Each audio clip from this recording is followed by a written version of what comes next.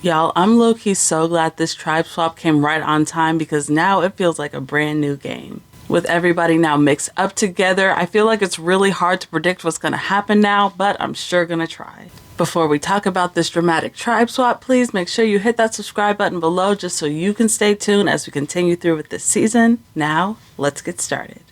So of course, we're going to kick things off with the Green Vula Tribe coming back to camp after last tribal council. And for damn near the first time all season, it looks like things with Mary are actually pretty chill for once. It looks like after that little fiasco during the last tribal council, her and Say are now getting along pretty good, and it looks like they're even about to put their differences aside in order to work together. I absolutely adore this for them. You know I love to see two queens winning, but unfortunately I cannot say the same thing for Cedrek right now. Say now has a permanent vendetta against him, as she should, because now he's voted out against her twice. And I don't really know why, but it looks like Cedrek is none the wiser. Like, he thinks that things are still fine and dandy over there. Like, he doesn't see the issue at all. Now, there was a little bit of debate going on last week on whether or not Cedrek made the right move to keep Say and vote out Justin. And I think that's just kind of complicated because to me, it looked like Say was overall more loyal than Justin ever was. I mean, she never kept any secrets or hid anything from Cedrek. She was always really upfront with him, at least like based on what we saw. So initially, he seems like the better ally up front, but after Cedrek went ahead and crossed her the first time, I feel like maybe he should have just stuck with that decision and saw it through to the end. And the only reason I say that is because now I feel like he's never ever going to be able to build that trust back with Say again, and I could easily see all of this leading to his downfall. Next up, everybody heads over to the beach expecting the next competition to start, but instead they are treated to a tribe swap. And this is really funny because we get very, very different reactions from the various tribes. Of course, the Green Vula tribe is very excited and happy and cheering because now they're hopeful that they're not going to just lose for the fourth time in a row. And everybody else is mostly just pissed because they have just been riding high all season so far. When it's all said and done, we end up with 3 different teams of 5.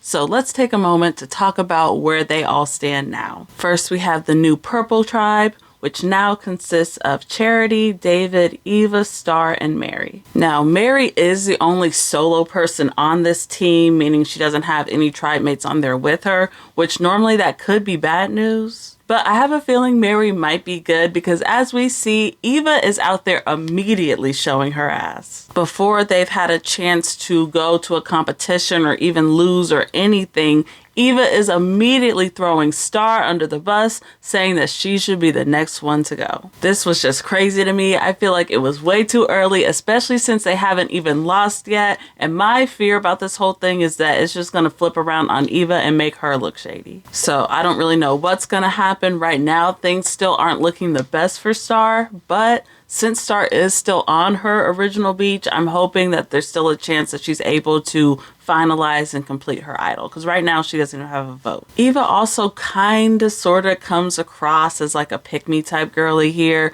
when she gets really close to David and has these confessionals about just preferring to work with men over women in general. And I get that she's probably more of a tomboy and all that stuff, but hearing stuff like that purposely put in the edit just doesn't really help her winner outlook to me. Also, I feel like I cannot make this video without stopping to talk about David because it seems like the show is putting so much emphasis on his personal life and who he is, even though he hasn't really been that important to the story yet. Yet we're still hearing everybody talking about how great David is and how broke but lovable he is. He's just definitely standing out right now, even though he necessarily shouldn't, so it's just something important to note. Now, I did think it was funny when we got that little segment from Charity talking about how easy David is to control and talking about how she pretty much has him wrapped around her finger. But the whole time she's saying this, I'm confused because Charity is definitely on the bottom of her tribe, so girl, I don't know what you're talking about. Meanwhile, the new Orange tribe consists of Chrissy, Mitch, Cedrek, Say, and Bianca. Now, Bianca is is the odd one out here, and she doesn't even have a vote, so normally it would be looking very bad for her too. But she is crafty enough to spot that rift between Sei and Cedrek, and now she wants to try to exploit it. Now Sei is making it very easy on her in the meantime because she is shading Cedrek down out there. But I did appreciate that she's not directly throwing him under the bus as hard as Eva did to start. Meanwhile, we got Cedrek out there, of course, thinking him and Sei are still good, so he's trying to rope them into an alliance to get Bianca out.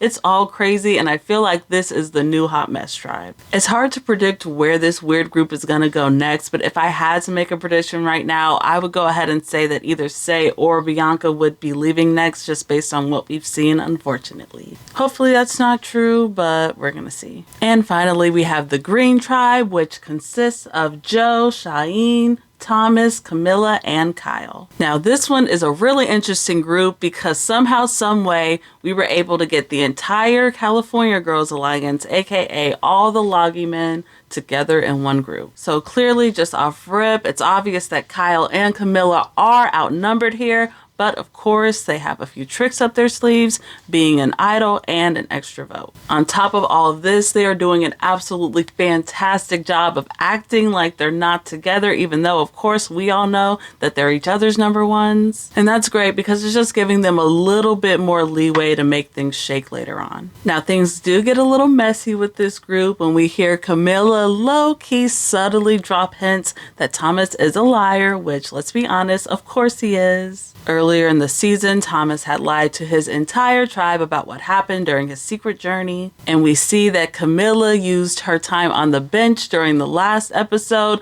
to get some information from Star as to what was going on. Which, shout out to Kamilla for that because I absolutely loved watching that segment. Even though she was supposed to be sitting out of the game, she was still on. Go off. Now, it was definitely a risk for Thomas to lie about something like that could just easily be corroborated by the other players. But I'm not gonna lie, if I was playing the game, I would probably want to lie about having an advantage or something too, so I'm not gonna get on him too much. So now that everybody is acquainted, they're now all gonna head off to the next challenge, which is just a classic Survivor competition with a puzzle at the end. At first, it really did seem like any team could win just because everybody is all mixed up now. But as we see, even though they started off very cocky and very strong, the Green Vula Tribe ends up losing yet again, sending them to Tribal Council for the 4th time in a row. But hey, at least it's a different group of people this time.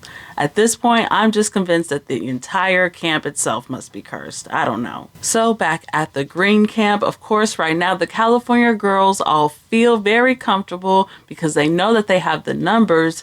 But what they don't know is that Kyle and Kamilla have a few tricks up their sleeve that they are definitely about to use. For whatever reason, we don't see anybody in this California Girl Alliance really acknowledge or bring up the fact that one of them might have an advantage. So because of that, right now, it's looking like Kyle and Kamilla have the final say. Now, before we get to the vote, there is this very tense moment where we see Shauhin and Thomas try going through Kyle's bags and searching for an idol or advantage or something, which of course they don't end up finding it, but apparently they get pretty damn close because Kyle did apparently leave it back at camp somewhere. They just weren't able to look for it. So even though they don't ultimately end up finding anything, they do all of this right in front of Kamilla and the damage is done at this point. I know that it's going to be between those two, either Shauhin or Thomas going home. But at this point, I was slightly leaning towards Thomas a little bit just because of all that advantage stuff. This tribal council itself is pretty standard. I don't really have anything specific to note,